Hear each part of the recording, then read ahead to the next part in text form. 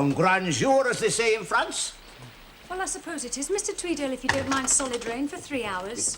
Mind you, the driving wind is very fresh. I mean, it's a beautiful day in my heart. It may rain outside, but inside here the corn is as high as an elephant's eye.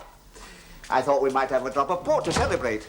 I always keep a drop handy in case war breaks out or other special occasions. Oh, by Buxton, they get lower as you get older, these damn things. Aye, what goes down doesn't necessarily come up, as the gravedigger said. It's your birthday. Is it the dickens? It's not my birthday by any chance. Only you would know that, Bliss. Well, I'm not sure these days. I mean, if it wasn't for the carol singers coming to the door, I wouldn't even know it was September. It's red letter days that make the difference. Something out of the blue that turns an ordinary day into a drinking a glass of port day. If we had a couple of glasses. Ah, well, I think I've got a set of 2 glasses in the kitchen. Who put the bop in the bop, bop, bop? Who put the bang in the bang, bang, bang, bang? Who put the bit in the bit, bit, bit? Who put the dop in the bop?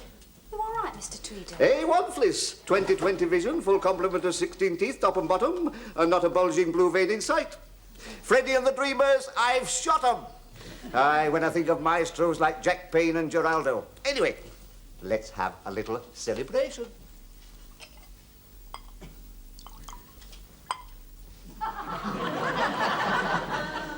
Oh, before I forget, Mr. Tweedale, here's my 12p for our coupon. Have you been on the razzle? Oh, it hasn't turned 9:30 yet, Fliss. We've not had time yet, have we?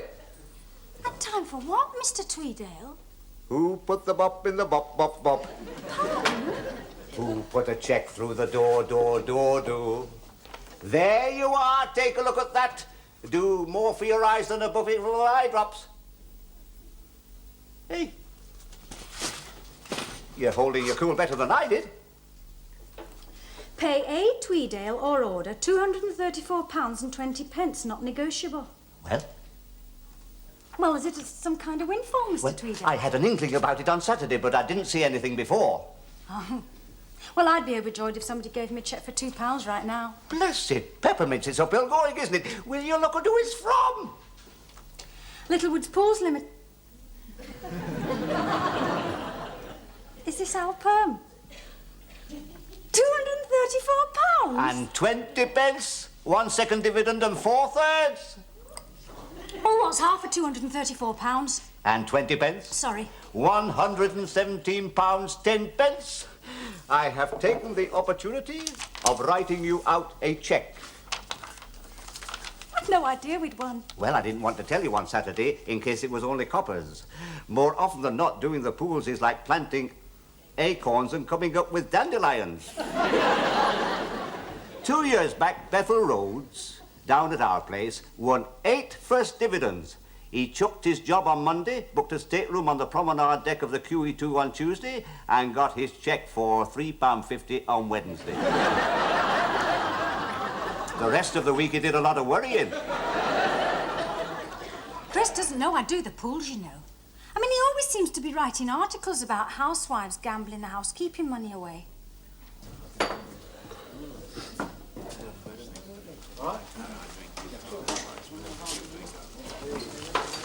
What's wrong, kiddo? Inside here, the corn is as high as an elephant's eye. How many have you had? Only this one. I've not finished it yet. You told me you had something to tell me on the phone. I told you I had something to tell you, but not on the phone. You know what I mean. Well, I did have something to tell you. And is that it? The corn is as high as an elephant's eye in your heart? Who put the bop in the bop, bop, bop, bop, bop? Come on, Fliss, try standing up. I'll put you in a taxi, yeah? You don't understand. I do. I've got some news for you. I've got some for you, kiddo. You're stoned out of your mind. Read that. Well, don't just sit there, argue. What's it for? I've won the football pools. Come on, Fliss, try standing up. I'll put you in a taxi. It's true. True as I'm standing here looking at an empty glass. Look, Fliss, speaking as one of nature's great losers, Pool's winners get cheques signed by Mr. Littlewood, Mr. Vernon, Mr. Cope, Mr. Zeta or Mr. Empire. They are not signed by Mr. Tweedale. Me and Mr. Tweedale are a syndicate. I give him a 12p every week and he fills in the forms. You mean you've won 117 quid? And 10 pence. Why didn't you tell me on Saturday that we'd won?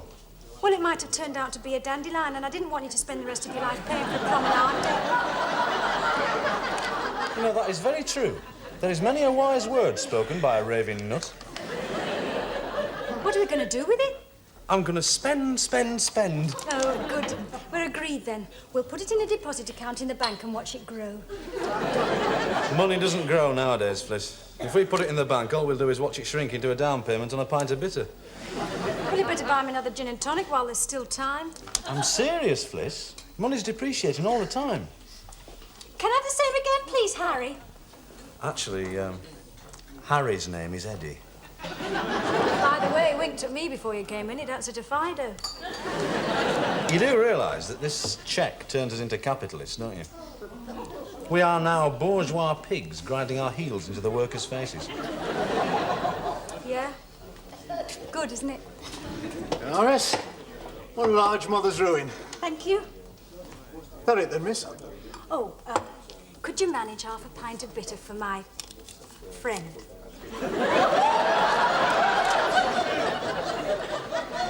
You sure he didn't say lend, lend, lend? Spend, spend, spend. Why? Well, I do have a theory, love. I think Christopher keeps his pound notes in pairs and tries to get them to breed. £100 would buy you a beautiful chair. They make wonderful reclining armchairs these days. Oh, it's a lot of money for a chair. Well, think of those long evenings, lounging back, watching all those programmes on the radio when you get a new battery. I don't think Chris will want to buy a chair. Well, it would be an exciting journey into the unknown for him. What are you talking about? Going into a shop.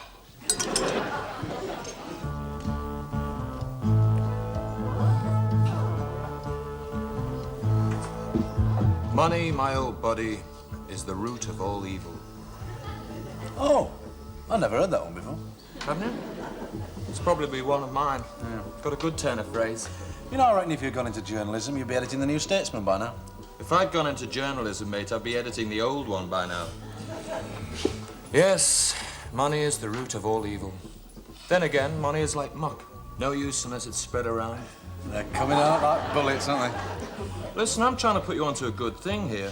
I know merchant bankers now would be gripping the leather armchairs. What is it? Real gilt edge, this one, mate. A half share in a greyhound. We'll kennel it at Bellevue, race it for a couple of years, then put it out to stud. Are we on then? Well, with my luck, if I owned half a ground and we put it out to stud, I would own the half that did all the eating. I'm knocking myself out here trying to give you investment advice. Well, Skippy, you've just made me an offer I can refuse. How much is it again? £117, 10 pence. Right. £7 change and still own a unit with a Dolby noise reduction, triple motor, dual capstan and an enclosed loop system. Brand new, still with a little bits of packing straw from the factory. Mind if I ask you something first? 400 quid new, mate. You're getting nearly 300 quid daylight there. Now listen, what's the definition of a Gentile? Someone who buys things retail. Anyway, just give me the word. I'll get in touch with Louis the Limp. I would still like to ask you something first. It's all right, Chris, mate. I'm doing it because you're my best friend. Would you please tell your best friend what the hell it is? Only the best cassette player in the world. I'm not paying 100 odd quid for a knockdown cassette player. It's not a knockdown. It's not been knocked down. It's been knocked off. You mean it's been nicked? It's a bargain. It's against the law. What do you mean? You can get arrested, you know, for buying stolen goods, knowing them to be stolen. Look, there are too many bad laws in this country. I believe in acting according to the dictates of my own conscience. Well, no thanks. Look, I'm trying to give you the benefit of my experience as an investment advisor. A half share in a greyhound and a fence called Louis the Limp. Have you got any more jokes? How about the Irishman who gave up water skiing? Yeah, I couldn't find a sloping leg. How about the Irishman? Say him again. Oh, please, that's more like an investment. I agree with you, Mr. Tweedale. It is a good idea. I'll mention it to Chris, but I honestly don't think it'll get off the ground. Well, I just thought I'd chuck it in for a bit of conjecture. The Tweedales were always full of grandiose ideas. You better explain yourself, Connie. I could explain myself all night. Your Uncle Orlando would take 2 hours. Not the only industrialist to go to the wall during the Depression. Making tiddlywinks in your auntie's back room doesn't come under the heading of industry. You never fully recovered, love. Just fretted away, surrounded by thousands of tiddlywinks. It was a tragic sight towards the end. What's all this got to do with Fliss and me putting the money together and having our house fronts painted? He can't bear to hear the truth, love. Makes him mad as a wet hen. Felicity's already decided what she's going to spend the money on. Not really, Mother. Hi, Chris.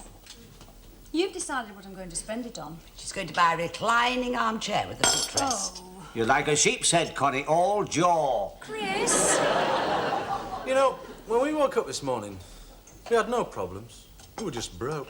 I'd have thought having no money was problem enough. It's not a problem. It's a way of life with certain advantages, like not coming home to a house full of advisors. I'm only here to stop Connie Wagstaff chucking away good second dividends on a damn chair. Look, you want the house painted, she wants a chair, he wants me to buy half a dog and a bent cassette.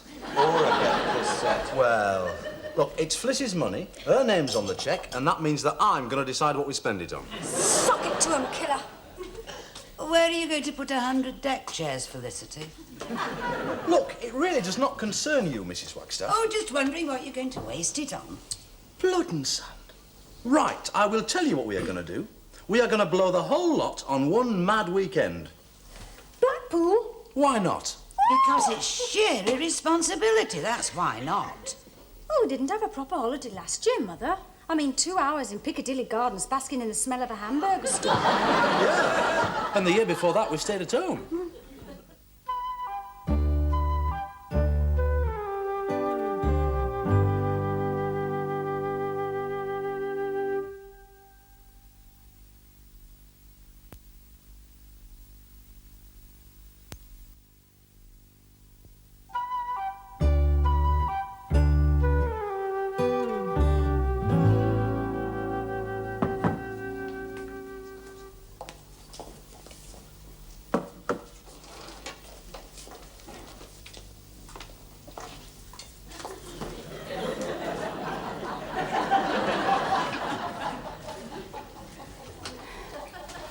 Almost ready, Mum. Yes. You're not still mad because we didn't buy a chair? Oh, of course not, love. I just can't stand goodbyes. We're going to Blackpool, Mother. We'll only be away for 8 nappy changes. You'll hardly have time to reupholster the deck chair. Oh, very nice, that, Mrs. Wagstaff. I've always wanted to lean my head on Nell Gwyn's oranges. I made you a few sandwiches for the journey, love. Oh. We could get to Outer Mongolia on that lot and still have enough left to trade for a camel. Are you trying to save your money? Thank you very much, Mum. It's a lovely thought. What are they? Crab paste, love. Oh, crab paste, Chris. I reckon if we get through that lot, we're walking on the prom sideways. Now, you don't mind looking after the twins for the weekend, do you? Of course not, love. I mean, you'd be all right here on your own, won't you, with Mr. Tweedale next door and Gavin in the next bedroom? Do you think Gavin will be all right? Now, have you got everything you want? I think so, love. I brought a few hot water bottles, a survival kit and half a dozen candles, in case he's taken the light bulbs out.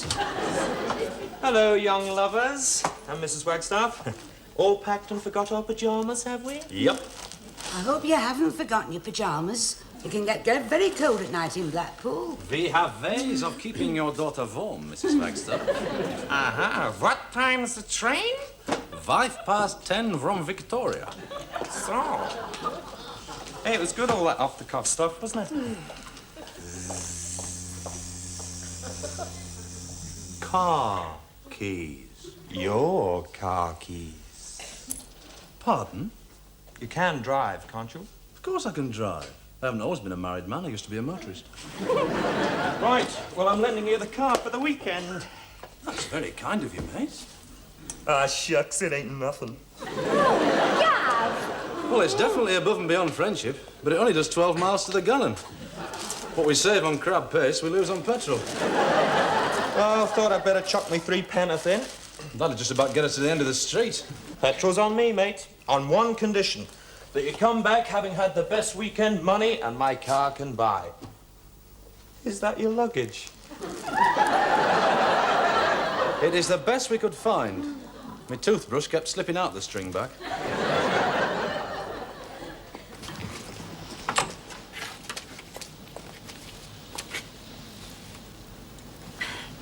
They're not very easy to get into, are they? They're impossible to get out of. The designer's not given a lot of thought to this seat. It's not a car, kiddo. It's a Venus flytrap on wheels. I've bunged your carrier bag in here. Pointless spoiling things for a ha'porth of tar. Or even a 65-pound 32B case with real hand-stitched cowhide. Look, thanks again, mate. It's all right. Left a couple of my labels on. Hotel de Belle Isle, Tahiti, Rio de Janeiro Plaza. Yeah, I find them on the airport buses at Chorlton Street.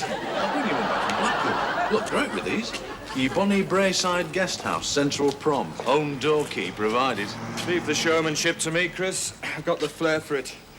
You're more the honest, upright citizen type with a flair for being broke. Well, after you, Mr. Mill, when you're ready. Look, Gav, thanks, mate. Ah, it's okay, sport. Do mention it.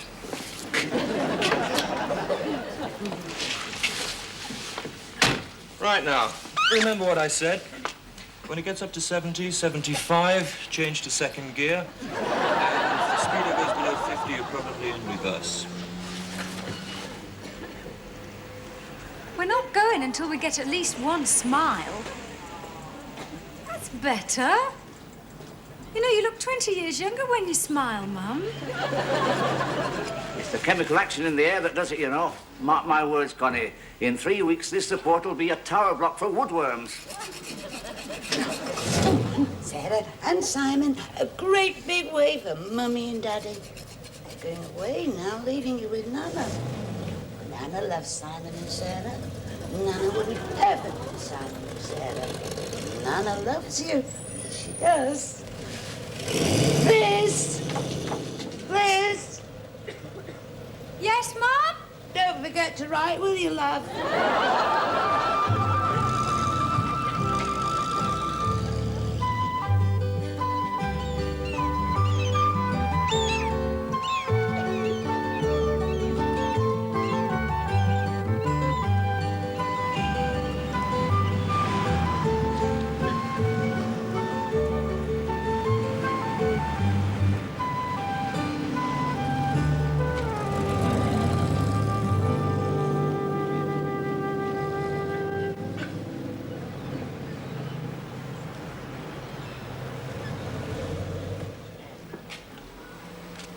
Checking in, sir? Checking into the possibility of checking in. Oh, there's no need to worry about that, sir. I'm sure reception will find a room for you, and... My secretary, Miss Goodbody. Right, sir.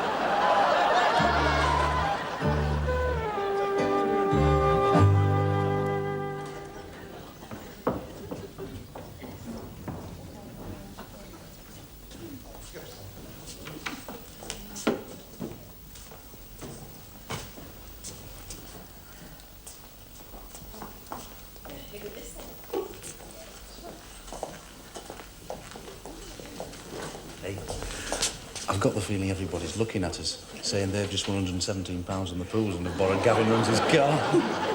Do you want to park your bum for a bit? You wasn't brung up proper, was you? I'll take the case now, please. Yes, sir.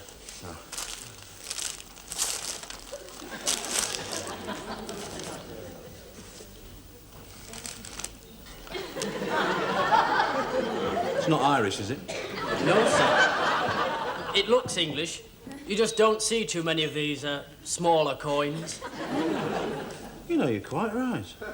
No sense chucking away collector's items, eh? Right, I will just go and see if they will grant us an audience.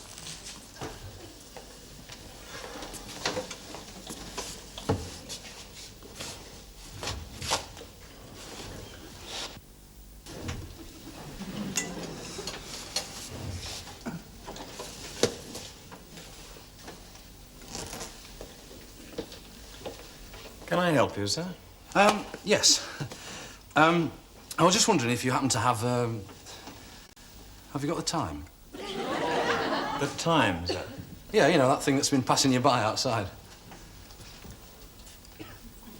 4 minutes past 12, sir? Thank you.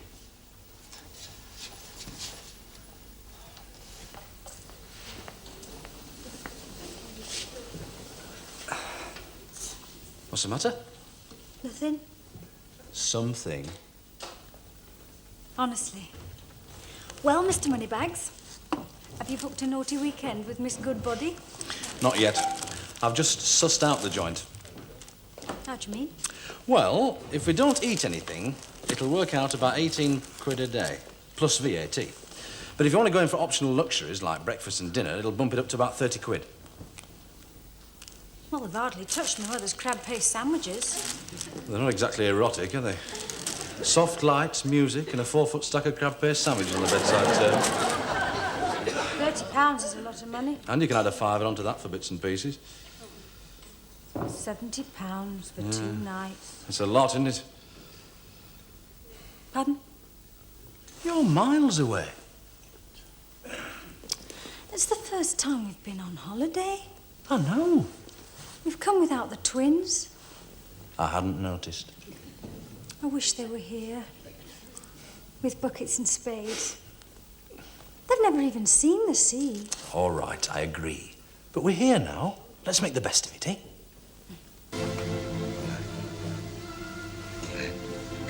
Oh, here, Tony. I'll wait upstairs in my room and you come and tell me what she says, see?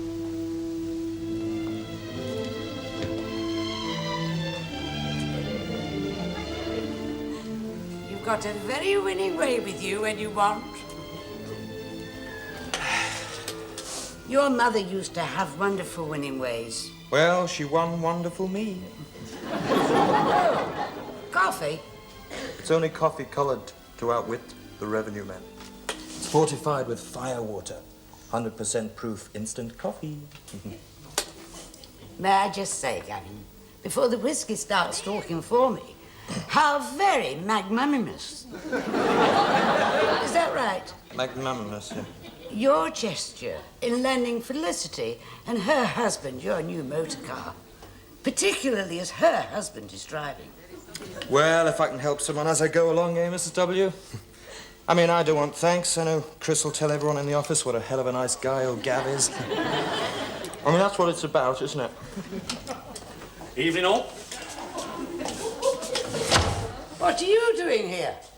Oh, you know. Pardon? You know. No. No. Well, as soon as we got to Blackpool, I went down with a sudden attack of wishing the twins were with us. And about the same time, I went down with an attack of £30 a day cramps. Yeah, I don't think we stayed in Blackpool longer than half an hour. No, we just drove there, then drove straight home again. It's 9:30. Which way did you come? Via Windermere? Ambleside. She goes like a dream, Gav. Thanks for the loan of her, mate. What's left of that full tank of petrol you started off with? Can't be more than a couple of spoonfuls in a prayer. And I've stayed in on a Saturday night. Well, we didn't think we'd mind that much. Oh, thinking of both of you having a wonderful weekend, it was all a waste of time. Not to mention 24 gallons of petrol. Miss, I thought I saw you coming in. 3 guesses what this is. Too slow. It has all the outward appearance of a football coupon. Talk about luck. Your money problems are over. Oh, hell's bells. We've won again. Have we, Buxton? We've not got one score draw up.